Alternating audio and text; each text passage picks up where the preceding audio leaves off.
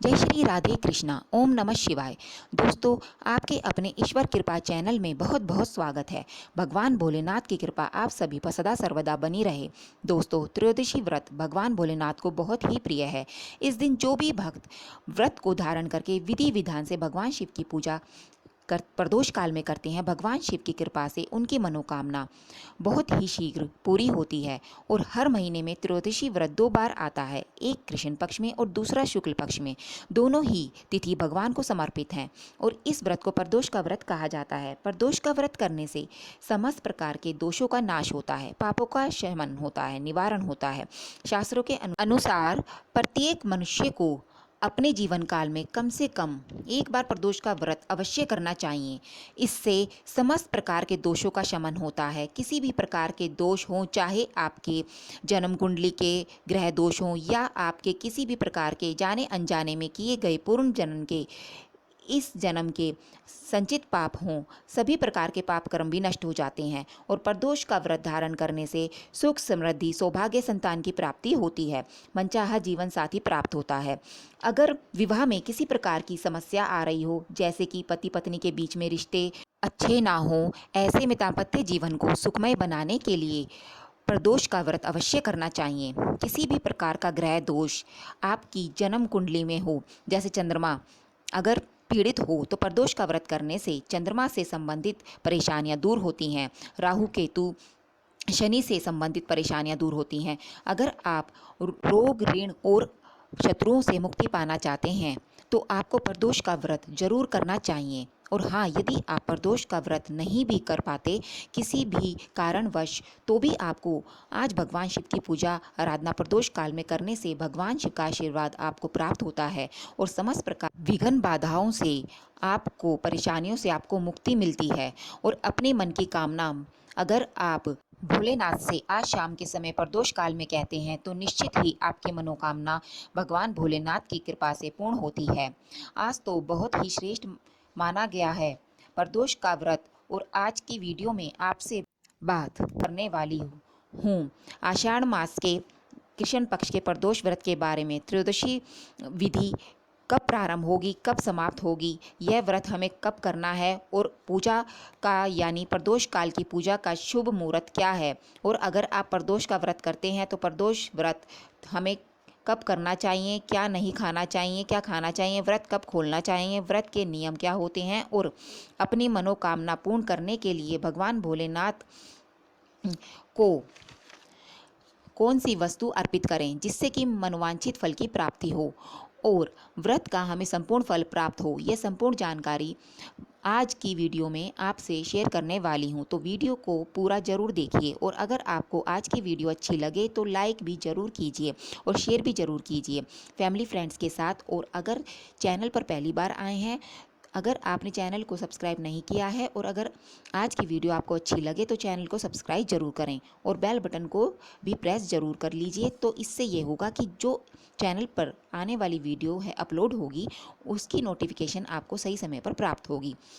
तो सबसे पहले बात करते हैं कि प्रदोष व्रत हमें कब करना है, त्रयोदशी तिथि कब प्रारंभ होगी, कब समाप्त होगी और पूजा का शुभ मुहूर्त क्या है। आषाढ़ मास के कृष्ण पक्ष की त्रयोदशी तिथि शुरू हो रही है 25 जून शनिवार देर रात 1:09 पर और त्रयोदशी तिथि समाप्त हो रही है 27 जून को यानी सोमवार को तड़के सुबह 3:25 पर।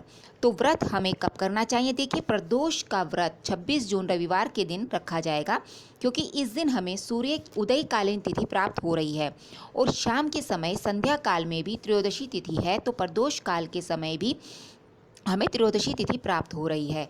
तो इस बार जो प्रदोष का व्रत होगा 26 जून रविवार के दिन धारण किया जाएगा और रविवार के दिन प्रदोष का व्रत आता है। तो इस व्रत का नाम होता है रवि प्रदोष व्रत। रवि प्रदोष व्रत का हमारे शास्त्रों में बहुत अधिक महत्व है।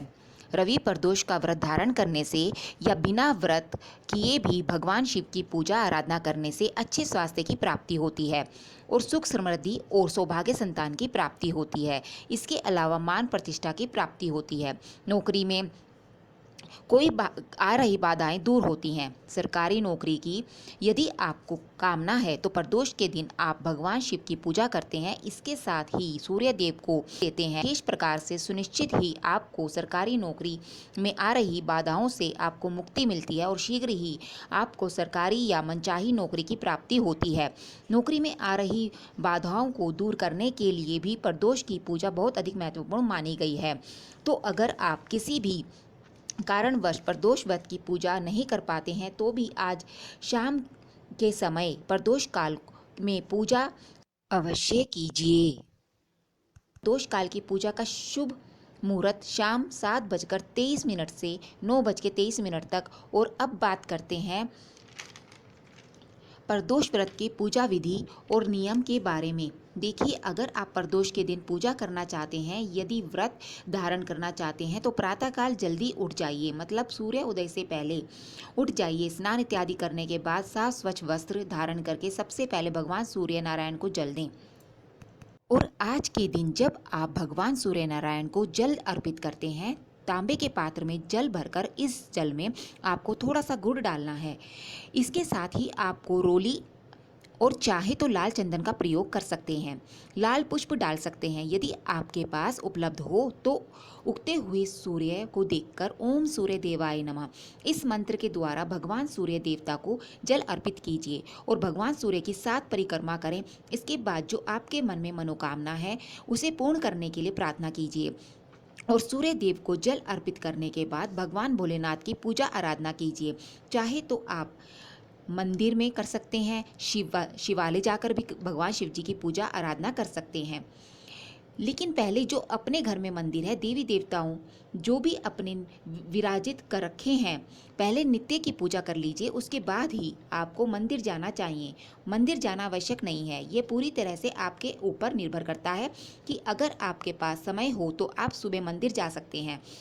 शाम के समय मंदिर जरूर जाना चाहिए, क्योंकि शाम की प्रदोष काल की पूजा बहुत महत्वपूर्ण होती है।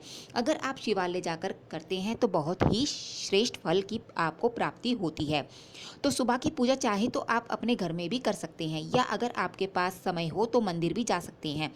और अगर आप व्रत करना चाहते हैं तो भगवान शिव की आगे शुद्ध घी का दीपक प्रज्वलित करके अपने दाहिने हाथ में शुद्ध जल और पुष्प लेकर व्रत का संकल्प ले लीजिए। जिस भी मनोकामना से आपका व्रत धारण कर रहे हैं, आपकी मनोकामना भगवान भोलेनाथ से कहिए। भगवान भोलेनाथ से प्रार्थना कीजिए कि आपकी मनोकामना बहुत शीघ्र पूर्ण हो जाने अनजाने व्रत की पूजा पाठ में किसी भी प्रकार की कोई भूल चूक हो जाती है, उसके लिए क्षमा प्रार्थना कीजिए। सुबह की पूजा में व्रत का संकल्प लेना बहुत आवश्यक है, क्योंकि बिना संकल्प लिए आपके व्रत का आपको कोई भी फल प्राप्त नहीं होता। इसलिए सुबह के समय आप पूजा करते समय व्रत का संकल्प ले लीजिए और इसके बाद विधि विधान से भगवान भोलेनाथ की पूजा आराधना कीजिए, उनके मंत्रों का जाप कीजिए। आज के दिन आप ओम नमः शिवाय इस मंत्र का जाप कर सकते हैं। चाहे तो शिव चालीसा का पाठ कर सकते हैं, शिव सहस्त्र का पाठ कर सकते हैं। भगवान शिव के किसी भी मंत्र, किसी भी स्तोत्र का पाठ अपनी इच्छा के अनुसार, आप अपनी कामना के अनुसार कर सकते हैं। और दूसरे दिन आप व्रत रहेंगे, फलाहार के द्वारा भी कर सकते हैं, जैसे फल, दूध, जूस इत्यादि लेकर। और अगर आप निर्जल रहना चाहते हैं तो निर्जल भी व्रत धारण कर सकते हैं। बहुत से भक्त इस व्रत को निर्जल रहते हैं, तो निर्जल या फलाहार जिस भी प्रकार से आप व्रत रखना चाहें रख सकते हैं। दिन भर व्रत रहें। शाम के समय प्रदोष काल में स्नान इत्यादि करने के बाद शिव भगवान की पूजा आराधना करें। भगवान भोलेनाथ के मंदिर जाकर शिवलिंग पर अभिषेक कीजिए। जल से, पंचामृत से या दूध से, जो भी आपके पास हो, उपलब्ध हो सामग्री, उसके द्वारा भगवान शिव जी का अभिषेक करें। भांग, धतूरा, बेलपत्र सभी वस्तुएं अर्पित करें। धूप दीप नैवेद्य अर्पित करने के बाद फल का भोग लगा सकते हैं। आप चाहे तो मिठाई का भोग भी लगा सकते हैं, सफ़ेद मिठाई का भोग लगा सकते हैं। आज के दिन भगवान भोलेनाथ को खीर का भोग अर्पित करने से मन की समस्त कामनाएं पूर्ण होती हैं। और हाँ, आज रवि प्रदोष है, चाहे तो गुड़ से बनी हुई वस्तुओं का भोग भी लगा सकते हैं, जैसे गुड़ से बने हुए हलवे का भोग लगा सकते हैं, गुड़ से बने पकवान का भोग लगा सकते हैं, या फिर सिर्फ गुड़ का भोग भी लगा सकते हैं, भगवान को अर्पित कर सकते हैं। रवि प्रदोष वाले दिन भगवान शिव को गुड़ मिश्रित जल से अभिषेक करने से गरीबी दूर होती है, कर्जे से मुक्ति मिलती है, किसी भी प्रकार की आर्थिक तंगी हो तो दूर होती है। या फिर आप गुड़ मिश्रित जल से भगवान शिव का अभिषेक भी कर सकते हैं, या फिर गन्ने के रस से भी भगवान भोलेनाथ का अभिषेक कर सकते हैं। और भगवान को भोलेनाथ को बेलपत्र पर राम राम लिखकर अर्पित करने से मन की समस्त मनोकामनाएं पूरी होती हैं। सफ़ेद फूलों की माला अर्पित करने से भी सुख समृद्धि और संतान सौभाग्य की प्राप्ति होती है। और केसर मिश्रित दूध का अभिषेक करने से दाम्पत्य जीवन सुखमय होता है। विवाह के बाद आ रही बाधाएं दूर होती हैं, शीघ्र विवाह की कामना पूर्ण होती है, मनचाहे जीवन साथी की प्राप्ति होती है। तो जिस भी प्रकार से संभव हो, जैसे भी आपकी मनोकामना भगवान शिव जी की आराधना से सच्चे मन से कीजिए। व्रत धारण कर रहे आप व्रत धारण कर रहे हैं तो बहुत अच्छी बात है। जो नहीं कर पा रहे हैं उन्हें भी भगवान शिव की प्रदोष काल में आराधना करनी चाहिए। तो आशा करती हूँ आज की वीडियो आपके लिए अवश्य उपयोगी होगी। अगर आपको आज की वीडियो अच्छी लगे, थोड़ी सी भी आपके लिए हेल्पफुल हो, तो वीडियो को लाइक शेयर कीजिए। चैनल पर पहली बार आए हों तो चैनल को सब्सक्राइब करना ना भूलें। नमस्कार।